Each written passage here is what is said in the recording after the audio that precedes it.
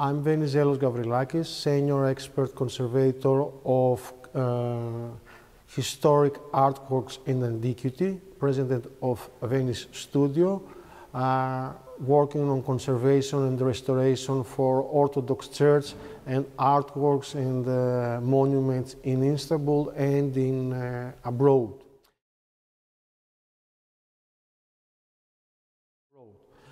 The documentation of cultural heritage holds great importance to me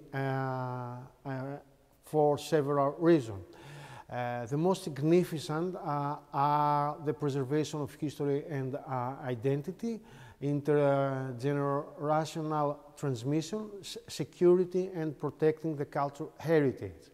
Additionally, it holds great importance for cultural, educational, touristic, and various other purposes.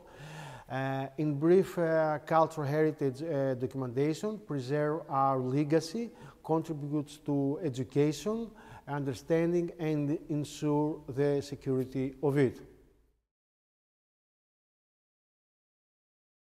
Now, the NARRATE Project digital preservation of ecclesiastic heritage is crucial for safeguarding these cultural treasures.